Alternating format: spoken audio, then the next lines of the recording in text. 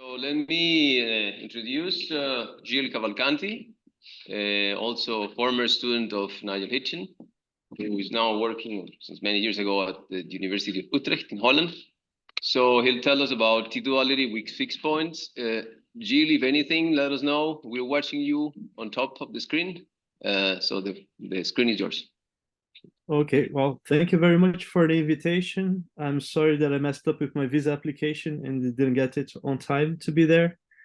I'm sure that I'm the one missing the best part. Also, thanks for Marcos Jardim for stepping in, because I also messed up with the time difference. Well, it's a pleasure to be here. It's very nice to see all you guys. So I'll be talking about T-duality fixed points. This is joint work with Aldo Witte, and he is on the market. Maybe some of you guys have received his application for a postdoc position. So if you like the talk, you know what to do. So let me tell you a little bit about T-duality, except that I don't know much about it. So I'll give you a very incomplete and biased recall of how it all went. If you guys know better, you can just let me know, and I'll be wiser for it. As far as I can tell by looking at Wikipedia, that's the level of my research. It started in 1987 with Bala Satyapalan, and he did a very simple thing, which was just looking at a sigma model with values in the circle, and he observed that if you invert the radii of the radius of the circle and swap winding and momentum, you get the same model. So the integral doesn't change. So that was the observation. Some people like to talk about that as exchange of tangent and cotangent directions, but somehow it stayed there with Bala Satyapalan, and then that was picked up by Rocek and his students. So I guess that the real beginning of T-duality starts with the Busher rules, also in 1987. And the idea is that if you start with the context of T-duality for Busher was of so what we nowadays call generalized metric. If you have a metric with a B field on one side, you can try to see what happens with that in the T-dual, what would be the corresponding object in the T-dual. And you start seeing that the B's and the G's, they kind of go all over the place. So for example, here is the T-dual metric and has contribution from the B field on the original side. The B field has contribution from the metric on the original side. And you see here this inversion of the radius. So this G0 is roughly the radius of the circles that you're T-dualizing. So you need to have a circle symmetry. And on the dual side, you have a 1 over G0. So that's something that happens all the time in T-duality. You always have this inversion of circles. That's like a hallmark of T-duality. T-duality continued. So in the 90s, Rocek, Verlinde, and a bunch of other physicists went on to develop more and more the theory of T-duality, to a point that it became just a symmetry that must be had. So if you have a physical theory, it must be invariant under T-duality. Mathematically, I guess that the breakthrough came in 2003 with Balknak, Evsling, and Matai, when they actually understood more than just what happens in a trivialization and what happens if you have like a global circle bundle. So what is the topology of the situation? What they observed is that you can exchange the curvature of the circle bundle with a background flux, a three-form flux that's given to you by the physics of the situation. They kept on calling the T-dual bundle. So what they proved is that there is a T-dual bundle.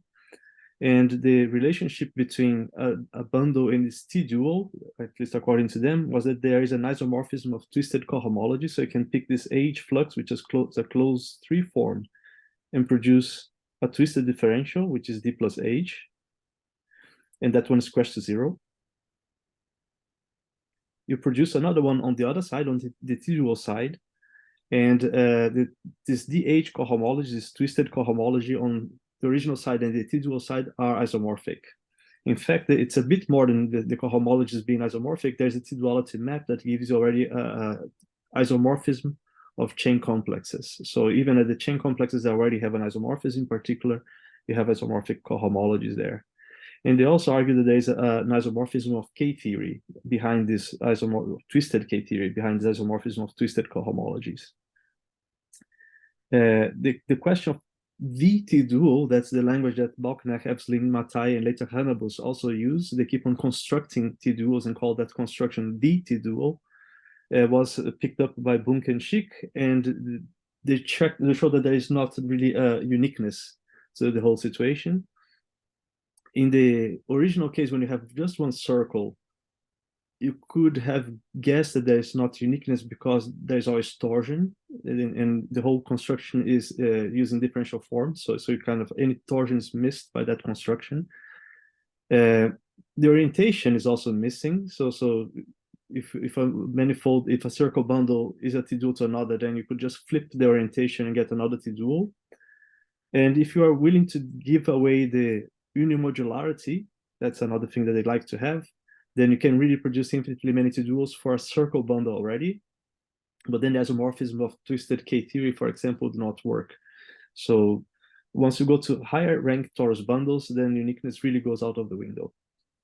And that's one thing that Bunke and Schick noticed in 2005. To bring Hitching to the picture, since this is Hitching's conference, what really clicked well with T-duality, what worked very well with it, was the idea this T plus T star geometry, Hitching's generalized geometry, was a natural environment in which you could perform T-duality. So that's a result from me and Gualtieri, that if you have these T-dual bundles, T-dual spaces, then you actually get an isomorphism of corresponding current algebroids. You look at the S1 invariant sections and you get an isomorphism for those. So T plus T star in one side becomes isomorphic to T plus T star on the other side, and therefore whenever you have a structure in one side, you can just transport it to the other side. The underlying reason that we're looking at that was because we cared about generalized complex structures, but it really could have been anything: generalized metrics, generalized G2, spin 7, there were a few already of those, Dirac structures. There were a number of structures that we had already put in T plus T star and now could be transported without problem because it had this isomorphism. And one of the things that is good to keep in mind here is that from this point of view, the topological T-duality, you first have T-dual spaces without any further structure, and the structures come after you get the T-dual spaces. So there are things that you can transport from A to B and vice versa. You don't have to put more and more structure on one side to be able to talk about the T-dual. So there's a decouple. T-duality is at the manifold level instead of structure level. There was a lot more work done on T-duality, so that's not all of it, but I only have a limited list here. So Chevera was already busy with it for a long time, since 1995. There is a concept of Poisson-Lie duality that in a way contains the T-duality of Balkenach, Ebsling, and Mathai. On the other hand, it misses kind of important points like this topology change that was so interesting from the Mathai paper. Baraglia, Hickmati, and Garcia Fernandez eventually understood the T-duality for heterotic strings, which for me is bizarre that this was understood so late in the game, because heterotic strings are an early type of string theory. So it's surprising that it was only made formal in 2013 or so. And Mathai has published really a lot of papers on several different aspects of T-duality. And there are many questions that people can ask, and people have asked. So what if the structures are not invariant, for example? So T-duality transports structures as long as they are S1 invariant, say, for S1 T-duality. If they're not invariant, then what he proposes is that you have to, so to speak, transport Fourier modes. So you kind of average and transport, and then a tensor of the line bundle, transport again, and you keep on doing that. So you get all the information of the structure in a way on the other side, but the other side ceases to be geometric. He calls them exotic current algebroids, and it's just a collection of data. It's just like getting a periodic function and transforming it into its Fourier modes. It's a collection of numbers. It's difficult to do geometry on that side. What if the circle action is not free? Again, Bunke and Schick studied this a bit, and what they tried to understand was what if a point has finite isotropy? And here you see this issue of the R going to 1 over R, the inversion of the radii, playing a role, because if a point has isotropy, then suddenly have one of the orbits is like, let's say isotropy Z3, then that orbit's 1/3 of the size of all the nearby orbits. So when you do T-duality, because you invert the radii, you'd expect the nearby orbit, the depth of central orbits would be 3 times the size of the nearby orbits, and that's not something you can describe differentiably. So they came up with orbit spaces, but again, something that's going to be difficult to put structures in orbit spaces. And what if there are fixed points? So that's also a question that was really like thought a lot about. And once you have fixed points, we already had answers that people tried to give. And typically, this is when you start putting a lot of structure before you can do T-duality. So start talking about superpotentials, holomorphic maps, Landau-Ginzburg models, and so on. So the existence of fixed points is a problem. And one of the things you can think about is just because of the inversion of the radii. So if I have here a sphere, which is a circle bundle, so I can think of it as like this here is my circle action. And I try to T-dualize the sphere, then I have here these points on top and on the bottom that are fixed. And whatever metric I want to put in there, those circles have radius 0. So if this inversion of radii is to remain, the circles will have, this fixed points will have to be circles of infinite length. So the T-dual would have to be something that is still fibers over the interval, but as you approach the ends of the interval, it becomes infinitely large circles. So it would become something like this. My drawing skills are not all that great. So it just goes to infinity. So it's something which has an incomplete metric. To go from here to here takes just as long as to go from here to here. So it's an incomplete metric. And then they try to compactify this somehow. And that's where the Landau-Ginzburg models come in. And you can start thinking, what if I had another space like CP2, which has, let's say, three lines of fixed points. So I guess that this should have been spheres. So if I have CP2, which you can have, for which you can have a circle action of 3 S1s, S2s, sorry, 3 CP1s of fixed points, then the T-dual is going to be what? It's going to be a complicated, can't write, a complicated object. So what I'd like to tell you a little bit about today is just recall a little bit what T-duality is, how people like to see it. And then I'll try to introduce an object that will allow me to do T-duality for the spaces with circle actions, with fixed points, for which I don't lose compactness of the space. So that's the objective of the presentation. And at the very end, I'll talk about the lifting question, which will become clear as we go along. So first, just the plain vanilla T-duality of Balknack, Evsling, and Matai. The definition is not really in their paper, but that's the idea. I should sleep now. That's the idea behind it. So this is what we made of it.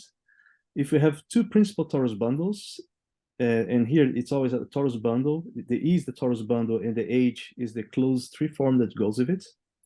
They're all over the same base B.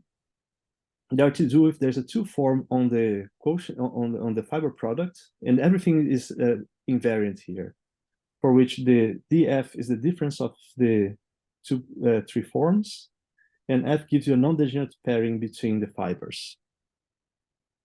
So if you have that, you can form this diagram here, where it fibers both over E and over the other one.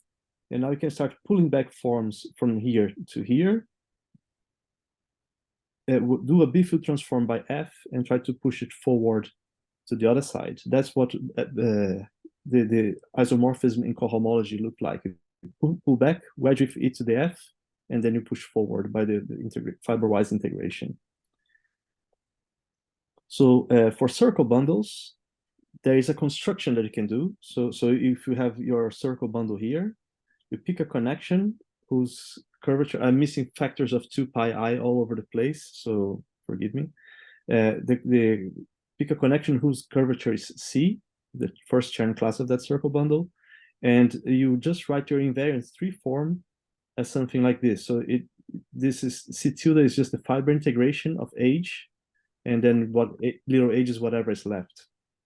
Out of this, you can produce a new circle bundle, E tilde, with curvature C tilde. So the C tilde fully determines E tilde up to torsion. And you define a Nutri-form in this way. So you just switch the tildes. Before it was C tilde theta, and now it's theta tilde C.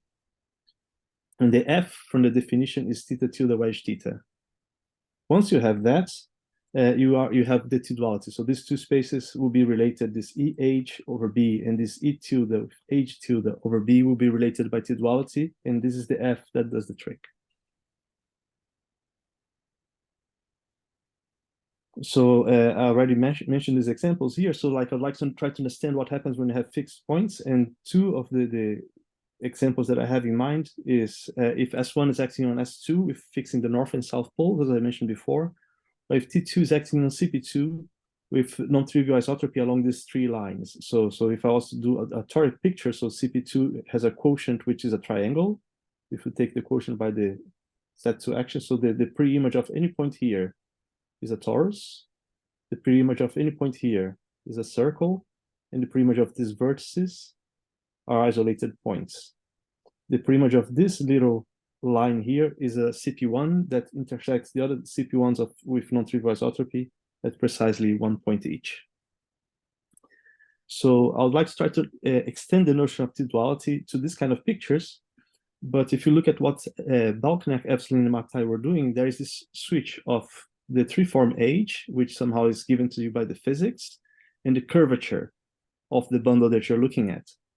So for me, there is already a little difficulty here because they use the connection, and I do not know of a notion of connection that to describe this picture.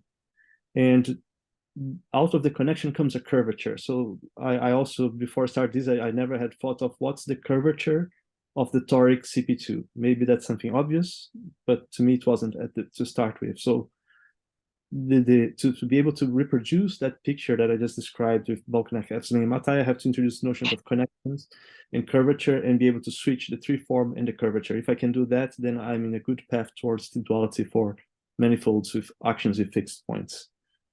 And one of the ideas is that in this process, I'll actually use the geometry of the fixed point set to produce the whole thing.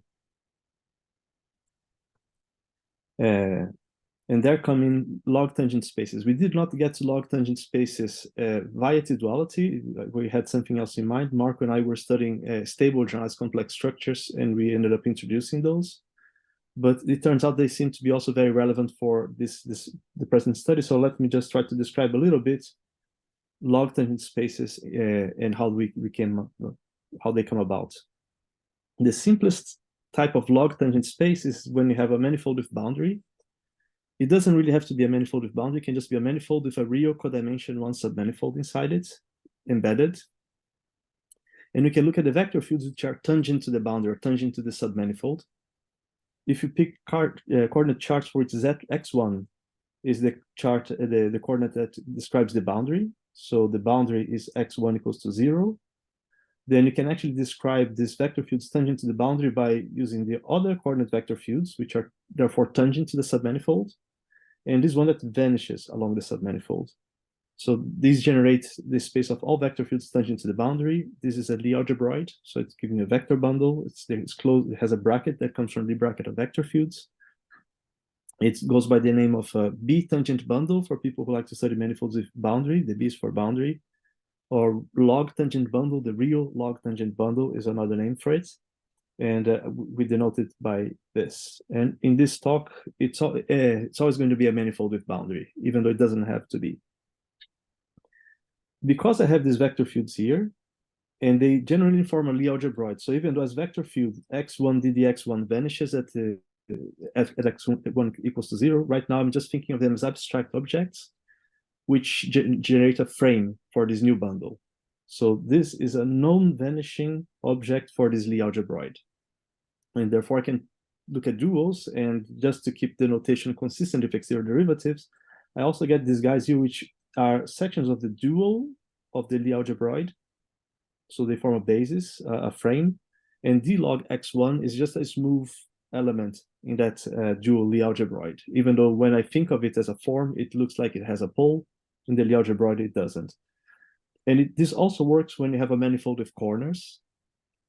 So it doesn't have to be just one single smooth manifold, but it can start having transverse intersections, and this also works. So if I have this picture of the triangle that I was drawing before, which was supposed to be the base of the quotient from CP2, of CP2 divided by the torus action, then this is a manifold with corners.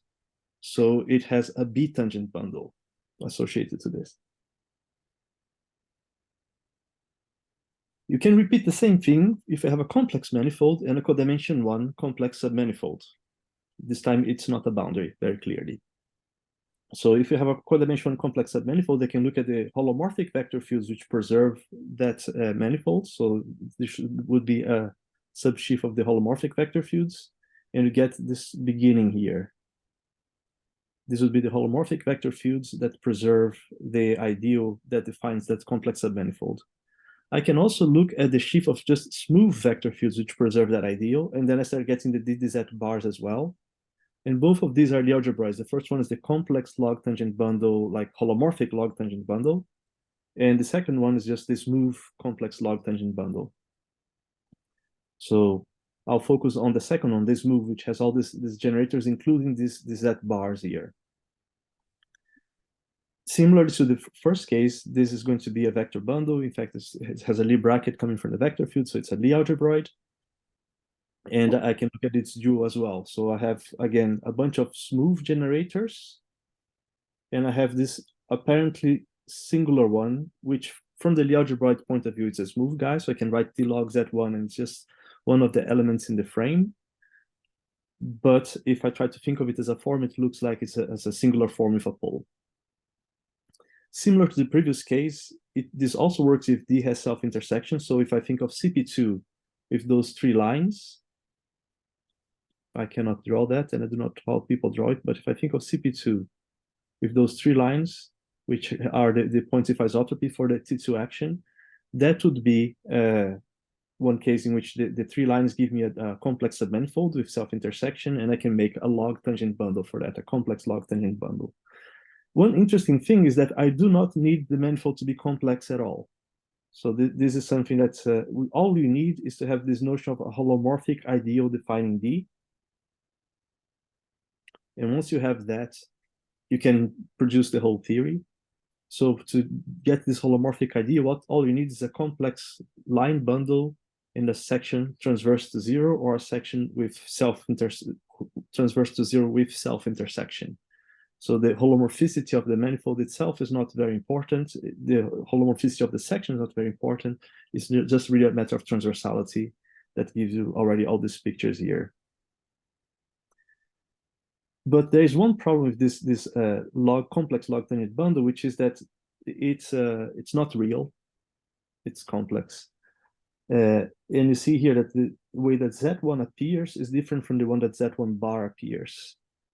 So if I want to get a real object out of this, I have to do still a little bit more, and that's the third version. I start with a manifold, and I start with a principal idea, which is locally generated by a Morse bot function. This, to think about that, vanishes along a codimension 2 submanifold. So the idea is that I have the D just as before, so it's a codimension 2, real codimension 2 manifold. And what I have now around D is, I'd like to say I have this, I should have sort of a complex coordinate, but not really. I should have both either the complex or the complex conjugate. So what I have really is that Z bar, or if you like, R squared, square distance to D. Once I have this square distance to D, I can go move on with life, and square distance to D is a Morse bot function which vanishes along D. So that's what I need to be able to define the rest, which you should think of as having Z bar. In fact, from R square, I can pretty much tell you who Z and Z bar are, except that I cannot tell you which is which. So from R square, deciding who Z is, I have to make a choice of co-orientation. Once I have a co-orientation, I can actually say Z is the one compatible with the co-orientation, and Z bar is the one that's not compatible with the co-orientation. Once you make this choice, you can go on and write down your vector fields which preserve the function R squared, and you get that they would be of this form here. And now you have Z1 and Z1 bar appearing in the same footing. And you can even write it in real coordinates, because now everything is like preserved under complex conjugation. And you have that RDDR and DD theta would be the singular generators, and the rest of it is just vector fields tangent to D. So again, I get a Lie algebroid. We call this one the elliptic Lie algebroid, elliptic log tangent space. And I can look at the dual vector, the dual Lie algebroid, and it's has these singular generators here. Similar to the previous cases, I can also do the same construction when D has self-intersections, transverse self-intersections. And one interesting thing that this elliptic Lie algebroid is giving me is that now I have this DD theta that is an element of my frame, even over D. So DD theta now, all around D, it rotates. So this is supposed to be like some sort of rotation. And over D, it's still a well-defined element of my frame. It doesn't vanish. You can play around and go from one to the other. So from complex to log to elliptic, it's simple because in the complex world, you have this Z. And to go to elliptic, all you need to do, so this is supposed to be the function that defines the ideal. And to go to elliptic, all you have to do is to conjugate it. So Z bar gives you the elliptic one. So whenever you have a log one, you have ideal, you can do I bar, and then you get the elliptic one.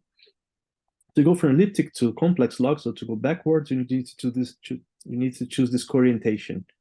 So if your D is cooriented, then you can go back, no problem.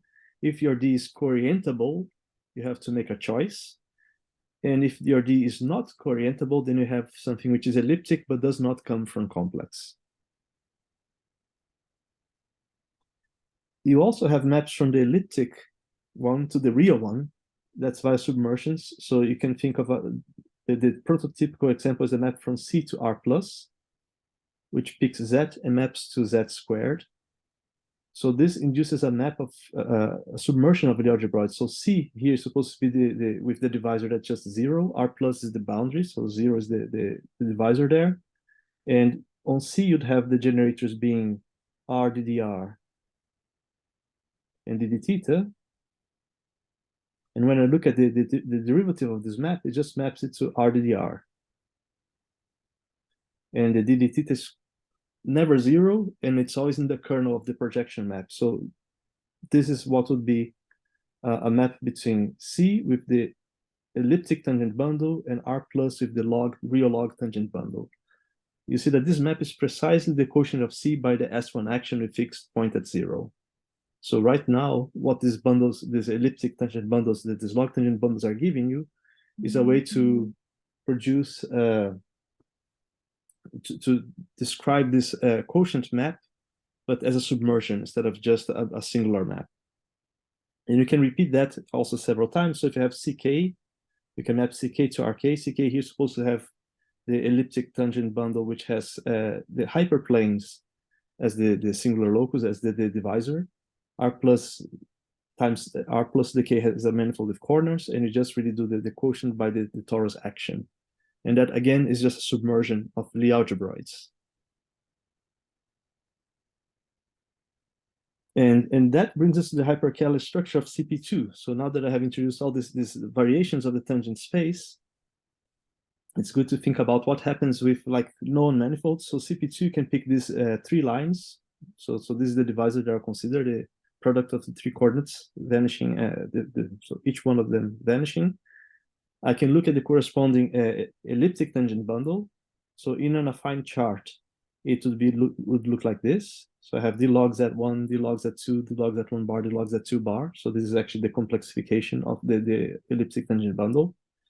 And I can do the usual change of coordinates in CP2, and then d log z1 going from one affine chart to the other. So for example here, d log z1 goes to d log w2, d log z2 goes to d log w1 minus d log w2. And what I notice is that d log z1, d log z2, d log z1 bar, d log z2 bar forms a frame for the dual Lie algebroid in the first affine chart. And these transition functions show that they extend to a frame in the remaining points. So in fact, this thing here is these particular sections that I'm writing here are trivializing the log tangent bundle across the whole CP2. So not only they trivialize, but they're all like exact, like they're all closed. They're not exact, they're all closed one forms. So in a very precise way, it's as if when I go to the log tangent bundle, CP2 becomes a torus. The cotangent bundle has a trivialization by closed one forms. So once we have that, then you can just put the hyperkähler structure of the torus on CP2, and here it is. I'm writing it here in a fine chart, but I just argued that this thing actually extends to the rest of the CP2 because this is a frame by closed forms. So CP2 suddenly became hyperkähler. Like I say hyperkähler because that's like a cool name. It became flat, but that's much less cool. But that's what happened. It really looks like a torus at the moment. So let me tell you about how log tangent spaces interact with torus actions. We already saw that the quotient map, if I look at it from this elliptic tangent bundle to the B tangent bundle point of view, the quotient map becomes a submersion. So let's try to make that a bit more precise. So there are many torus actions that don't work very well with this elliptic and log tangent bundle, but that type that I was writing before does. So here I have a definition of what it is to be a standard torus action. So it's supposed to be, you have here a torus with k generators acting on a bunch of complex coordinates. It should be rotation of the first k complex coordinates and not doing anything to the rest. And the first k complex coordinates can be already circles or can be complex numbers. So here I have this part here is giving me isotropy, and this part here is just acting freely. Okay, so this is a restrictive type of torus action. I think once you start talking about circle actions, one thing that people very quickly will think about, because that's more interesting, is the circle acts on R4 and has a quotient R3. So that is not of this type. So this is a very contained torus action, which each circle acts like in one line and just rotates that one line and doesn't do anything else. So there are like, you might start wondering, okay, so the interesting one from R4 to R3 is not an example. So which are examples of torus actions that fits into this picture? And one of them, which is interesting, is when you have a half-dimensional torus acting on your manifold, then that action is automatically standard. If you just have one circle acting on your manifold, the action doesn't have to be standard, but it's easy to check. You just look at the fixed points and linearize the action, and you should check that it fixes codimension 2 submanifold in the linearized version. So for circle actions, it's somewhat easy to check if it's standard. For half-dimensional, it's always standard. In the middle, it's a bit of a mess. You have to go and check it by hand.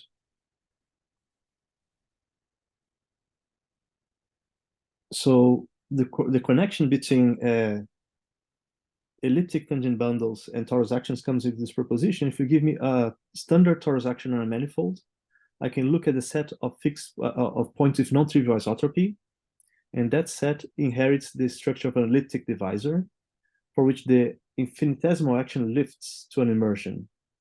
So normally, if you have isotropies, where you have isotropy, the algebra of the torus is going to have, like, it's going to map to zero sometimes, some elements map to zero. So this, at the tangent level, this map would have a kernel. But now that we have this elliptic tangent bundle, then I just got an immersion. So all the elements in the Lie algebra of the torus go to a non-zero representative in the elliptic tangent bundle. Further, the quotient is a manifold with corners, and the quotient map from the elliptic to the B tangent bundle is a submersion of Lie algebroids. So this framework here that by allowing myself to write d logs and thetas, I made my action look like it's free. At least it's infinitesimally free, even though it has fixed points on the manifold. But by having an action that's infinitesimally free, I can start talking about splitting that sequence that I had here. So splitting this sequence here and defining myself a connection. So if you give me a standard torus action on a manifold, a connection is just a splitting, an invariant splitting of the previous sequence. And the derivative of the connection is what we call the curvature. In principle, this curvature is just an elliptic form. So at this stage, it could have logs and thetas on it. So everything is happening at the Lie algebroid level. I can take d of it and should become basic. So it's not going to have thetas, but it's a form on the B tangent bundle. So it can have d log r on it. So it can have still some singular elements. But the first thing we showed is that if it has, you can always change your connection. So if you picked one that has singular curvature, you can always gauge transform it to get one that doesn't. So any standard torus action on a manifold admits a connection whose curvature is just a closed two form on the base. So it's just a closed, smooth two form on the base. So this is the kind of thing that I need to be able to do T-duality. So right now, I started without a notion of connection and without a notion of curvature, but I just got those two things. If I allow myself to use these elliptic tangent bundles, then I do get both connection and curvature out of it, and the curvature is just can be made into a smooth two form on the base. So now I have all the tools that I need to be able to talk about T-duality with fixed points. So the picture is actually the same that we had before. Once you have all these ingredients, if you give me two principal TK bundles over the same base, which now is a manifold with corners, and I should still have these three forms hanging out, and I should have now the elliptic. So in principle, I'll just say I'll have the elliptic tangent bundle separate, but if it's coming from this picture that I was just drawing for, in which I use the action to define the elliptic divisor, then the appropriate conditions are met. So if you have two of those, then they are T-dual if I can find a form F, just as before, whose derivative is the difference between H and H tilde, and F is non-degenerate as an elliptic form. If I look at what's going on between the algebras, the infinitesimal generators. So this is really the same picture I had before, but now in manifolds with boundary and actually fixed points. And there are two things. One of them is that there are T-duals. So given a TK principal bundle, it's the same compatibility conditions. So if the divisor is coming from the TK action, that's all fine. And then you have the same condition that already existed before, that is that to get T-duality, you have to have that H has only one leg on the fibers. So that was already a standard condition even for the usual case of T-duality. Then if you have that, then there exists a T-dual whose action is locally equivalent to that on E. And that's the locally equivalent is a weird thing, because of course before, when we just had T-duality, all actions are locally equivalent, just the circle rotating. But once you start having fixed points, you'd like to, the T-dual we are producing here is one for which there's a diffeomorphism. Like if I look at the corresponding fixed points, the torus actions should look the same. So they should be the same up to diffeomorphism. I'm not allowed to use a diffeomorphism of the torus. I'm only allowed to use a diffeomorphism of the target space here. And mimicking what I had already done with Gualtieri back then, if you have these two T-dual spaces, then I also get a corresponding isomorphism of current algebroids. The current algebroids you have now are not T plus T star, but they are these elliptic tangent spaces. So that's the price you pay. I think originally we were all interested in T plus T star and generalized complex structures. These elliptic tangent spaces outside of the fixed point set, they are just T plus T star. So if you were to ignore the fixed points, the points of isotropy, you just recover the usual T-duality with the radius going to infinity and everything. But now we are kind of saying that if you use these different types of current algebroids coming from the elliptic tangent space, then your space remains compact. So I don't have to remove points. I don't have to have these cylinders with infinite radius and incomplete metrics to talk about.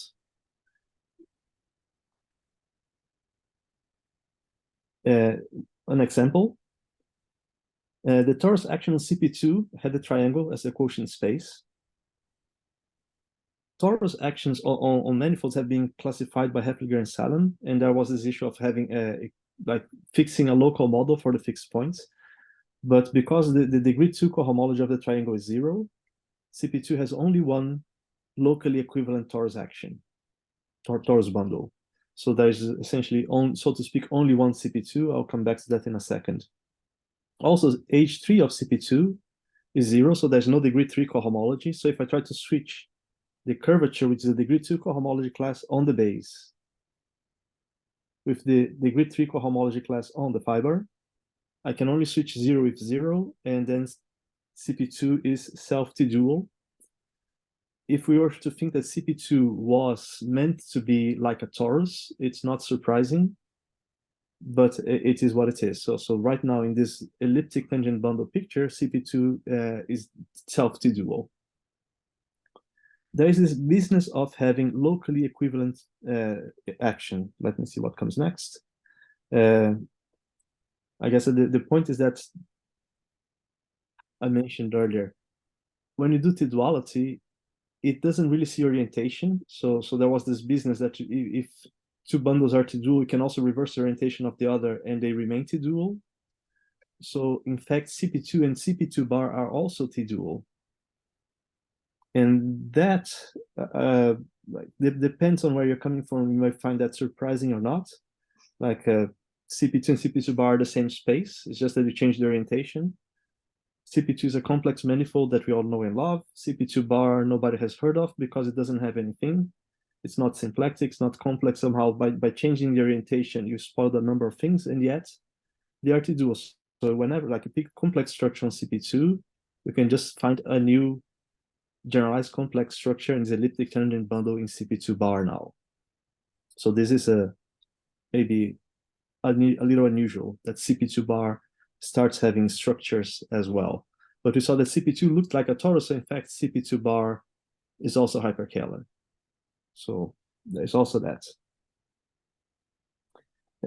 More interesting, I guess, is that what you need to do a blow up is you just need the ideal, like the holomorphic ideal defining the point. So if you want to blow up a point, you don't need to have the whole complex geometry for the manifold. All you need is to have a holomorphic ideal defining that point. And if you have like a fixed point for the Tn action, you get this distances to 0, and you get to choose, like every time you have an r squared, you get to choose if you want to call it a z or z bar. So like whenever you find a fixed point, you start decomposing the space into like a collection of hyperplanes that are intersecting at that point. And for each one of those hyperplanes, you get to choose which one you'd like to call the complex coordinate and which one you'd like to call the anti-complex coordinate. And depending on how you choose, you can do a blow up. And once we make the choice, the blow up is canonical. And if you do one set of coordinate choices, you get CP2s. If you do another set of coordinate choices, you get CP2 bars. And the blow up map and blow down map actually gives you fiber-wise isomorphisms of elliptic tangent bundles. So like blowing up is as close to being an isomorphism as you can be without being one. So it's at every fiber is an isomorphism, but at the underlying manifolds, it's not. One thing you get out of that is that if you pick any of these manifolds, which are connected sums of CP2s and CP2 bars, they are always self-T-dual as long as the total number of CP2s and CP2 bars is the same. So they all fiber. So if I have a CP2 and I blow up, what I do is just cut out a corner. So I get a fibration over something 4 sides, and it can keep on cutting out corners. So all these guys here will fiber over n plus 3 plus 2 gone. They all fiber over the same base, and they're all T-dual to each other. I find that strange because if you just had CP2 blown up at a number of points, it's a manifold we all understand and has a number of like nice geometric structures, while all the other ones, once you start putting more copies of CP2, they don't have geometric structures anymore. So it all goes to, like, from the point of view of the tangent space, they are very different spaces. And yet, from this new point of view, they are all equivalent to each other via T-duality. And one interesting thing is that here, before in the picture of Bocknecht, Efsling, and Mattei, you could get topology change by using the tree form H to interact with the curvature. So you'd switch the tree form and the curvature. Now these manifolds, they don't have tree forms and they don't have curvatures. And yet I'm still getting topology change coming from the fixed point set. So that's a new source of topology change for T-duality, namely, you can start using non-locally equivalent actions and they still may be T-dual to each other. So that's a new feature that you get from the fixed point set. And if you're just removing the fixed point set and letting things go to infinity, to non-compact spaces, then that's something that you'd miss. And I would just like to finish with the lifting question. Because right now, like, of course, I didn't start this thinking of studying structures on this elliptic tangent bundle. That's just something that happened to me for some other reason. And the reason, the way it happened to me and Marco was that we were trying to study stable generalized complex structures, and stable generalized complex structures lift to symplectic structures on the elliptic tangent bundle. In fact, they are equivalent to zero residue symplectic structures on the elliptic tangent bundle. That was something we actually had to work on to get, and we've got this equivalent description. So there is like with some work, you can describe generalized complex structures on the base as, again, generalized complex structures of a simpler type on the elliptic tangent bundle. If you're doing complex geometry, you would not even have thought twice about it. You pick your divisor and use the ideal associated to that divisor. You lift everything there, so the complex structure just lifts. You don't have to think twice about it. And then this guy here becomes just a complex Lie algebroid with like an integrable complex structure. And then you can start doing T-duality to that thing. And the only things that, oh, sorry, this one becomes the one with a complex structure. And you can start doing T-duality to that thing. But from what I was describing, if you want to keep everything compact, the mirror structure, the T-dual structure should live in this space here, which has logs on it. So even if you started with something which was complex and you could lift without thinking twice because it seemed all natural, once you do T-duality, you do land in a different space. And it's really rare that a structure that you have here comes from the underlying manifold. For a very specific set of choices, we actually managed to get the complex structure on CP2 to be T-dual to a stable generalized complex structure on CP2 via this lifting procedure. But that's like a very specific set of choices. And the idea is that if you have fixed points, what I believe the correct place to look at if you want to keep your compactness is this elliptic tangent bundle, not the underlying manifold without the algebroid. So one thing that comes to my mind, but this is like very conjectural, it's just like there's all this talk about log calabials. There are many people working on them. And that is a place where one might be doing some lifting question. One might, because log calabials are complex manifolds with a divisor, so you might quite well be just lifting your complex structures to the elliptic tangent bundle without thinking too much about it. And you'd only see that you did that lift once you start trying to lift the metric or start lifting the symplectic structure. When you look at those, they are not, if you want to get a log calabial, the symplectic structure is not something that was just defined on the original manifold. It's something of asymptotic behavior. So the hope is that there will be a connection here, that somehow what people are doing with log calabials and asymptotically cylindrical calabials would have a relation with this differential log geometry that we are developing here. So with that said, that was the end. And you guys have 10 minutes to change speakers.